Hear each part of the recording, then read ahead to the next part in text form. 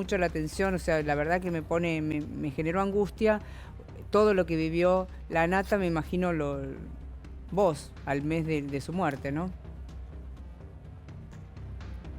Horrible, la verdad que fue duro. Yo tuve hasta el último momento la esperanza de que salga adelante.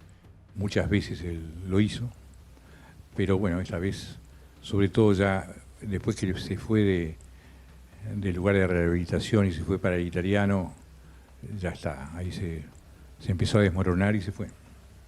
Sí, sí, vos lo dijiste perfecto, desmoronar, eso sentíamos desde acá. Las noticias que nos llegaban, la información, viste, como que parecía que iba a salir y otra vez retrocedía, ¿no? Sí, era bueno, pero peleó increíble. Sí, peleó Tuvo mucho. momentos donde estaba directamente inconsciente, donde sedado.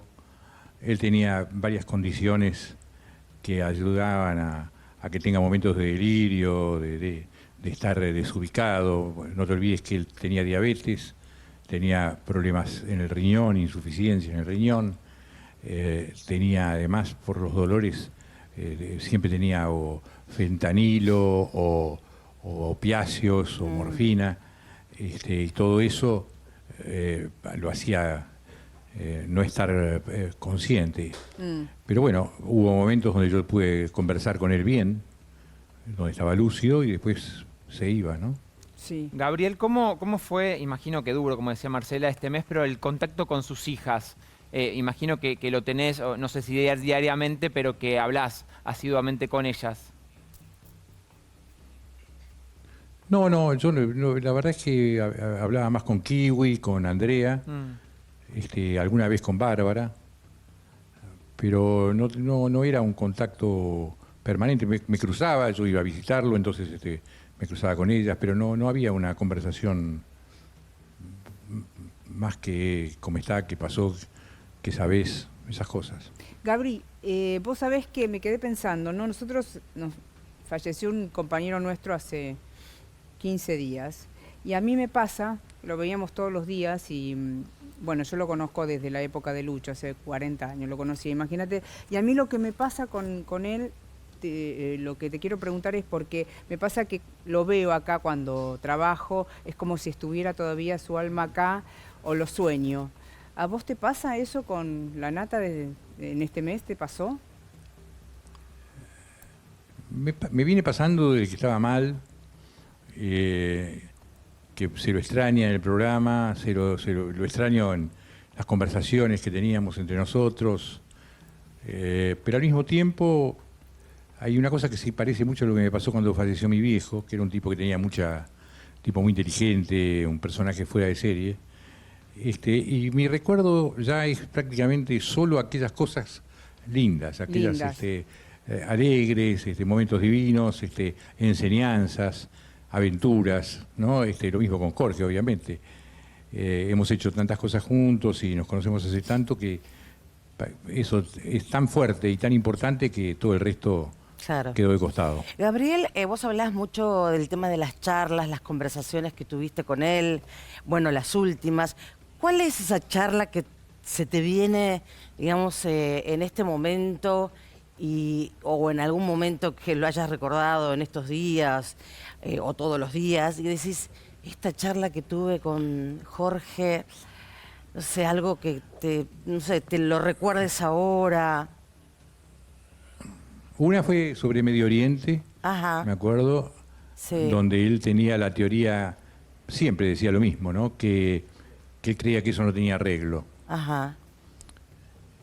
Y yo creo que está bastante cerca de la verdad su pensamiento. Me acuerdo de esa charla, me acuerdo de la charla que tuve varias veces sobre arte, porque yo un poco para ver cómo andaba y para poder chequear que esté bien y hasta dónde llegaba su capacidad en ese momento, Claro. le mostraba obras de arte y que él reconocía perfectamente por autor, inclusive al punto también las reconocía que en un momento sin anteojos Sí. y desde el celular que yo le mostraba, él reconocía sin equivocarse Wow. quién era cada uno de los pintores. Cosa Impresionante. que además su amor por el arte empezó no hace tanto tiempo. No es, yo nací entre cuadros toda mi vida, viví entre eso, ¿entendés? En cambio, él aprendió mucho más tarde. Claro. Sabía un montón. Él estudiaba un par de horas por día arte, sabía lo que pasaba. Él llegó a tener más conocimiento en algún momento de lo que estaba pasando en Buenos Aires que yo. Claro, claro. ¿Y cómo le vino digamos, ese gusto o esa afición por el arte en los últimos años? Yo creo que, bueno, un poco pues yo puedo haber tenido alguna influencia, pero yo creo que él se dio manija solo. Es decir, yo creo que él, de hecho, un montón de obras que él compró no me las consultó ni nada, digamos, no le gustaba y compraba. Él era un calentón, así como se compraba relojes, se compraba Claro. cuadros. Le gustaba vivir bien y los cuadros alrededor de él, a él le gustaba tener. Inclusive él fue depurando mucho su gusto porque al principio compraba cosas que eran más bien, tenían cierto éxito comercial y demás, pero por ahí no eran tan buenas. Y con el tiempo él refinó muchísimo su gusto y se hizo extensivo a otras cosas, ¿no? A los muebles, Mira, a la porcelana, a la vajilla.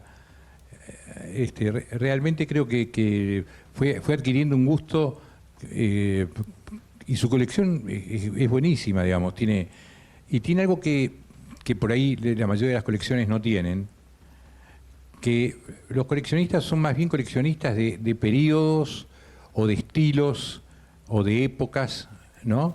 En cambio él no, él mezclaba todo. Él, mientras sea bueno el cuadro, iba para adelante. Y claro. entonces podía mezclar cuadros de la Escuela de la Boca, cuadros del constructivismo uruguayo, arte madí, arte abstracto, cuadros de la cámara. Gabriel. Es decir, tenía una mezcla.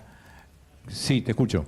Sí, te saludo en este mes, como adelantaba Marcela, porque sé que se fue un gran amigo para vos. Y te quería preguntar, porque tu mirada siempre es muy particular y estuviste siempre al tanto de todo lo que pasó, de esta guerra sin pausa, sin tregua que hubo en un momento entre Elba y las hijas.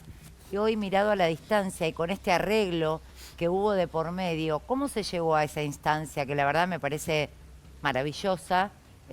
Más allá de que Jorge lamentablemente ya no está en este plano, ¿cómo se llegó a eso? ¿Alguien intervino? ¿Vos tuviste algo que ver? ¿Sabés detalles de esto que es bueno para todas las partes? Yo había hecho un convenio con tu productora que yo no iba a hablar de eso. No lo sabía. Yo lo único que te puedo decir es que, bueno, lamento que no te lo hayan dicho, pero la verdad es que no es un tema en el cual yo me metí ni una sola vez. Y sí, todo lo que pueda hacer paz o por lo menos discreción en las discusiones, que no aparezca en público, me parece perfecto, maravilloso y que es el mejor homenaje que se le puede hacer a Jorge. Perfecto. Gabriel, Está bien. entonces aprovecho para cambiarte de tema radio también, que se habló mucho, vos eras parte del programa, se conoció en el último tiempo que Marcelo Bonelli, un gran periodista y colega, va a reemplazarlo. ¿Vos vas a seguir en el programa? ¿Cómo va a ser tu vínculo con la radio a partir de ahora de que ya Jorge no está? Yo creo que Bonelli, que es un tipo que tiene muchos años de radio y que tiene su propia personalidad y tiene su propia staff, su propia gente, él va a poner a su propia gente.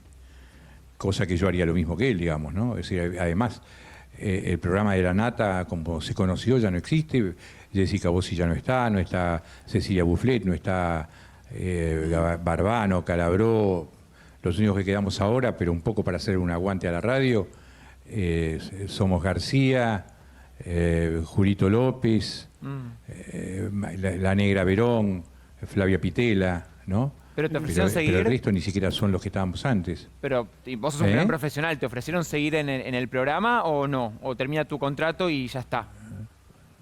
No, es que te vuelvo a repetir, el programa... Claro, yo no tenía un cambia, programa sí, pero... con La Nata... Antes hacía de todo, al principio hacía de todo y después le pedí a Jorge empezar a trabajar solamente con arte y cultura, cosa que hice, por supuesto, cuando estaba ahí me metía en todo, pero lo mío era una columna de arte. Ok.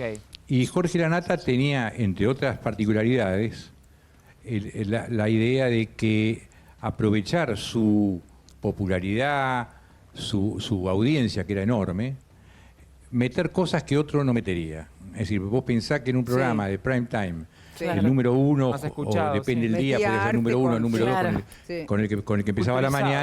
mañana, metía pintura, metía Claro. literatura, metía cine, cosa que no hace nadie. Y eso lo hacía él porque era él, porque él era un distinto y tenía, es más, él lograba que un montón de gente que le importaba un bledo de arte se terminara interesando por el arte, cosa que fue un aporte.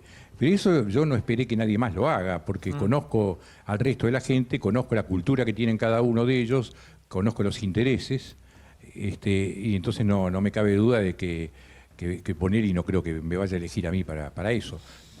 Pero además me lo hubiese dicho ya, así Claro. que supongo que yo ya no estoy más en esa radio.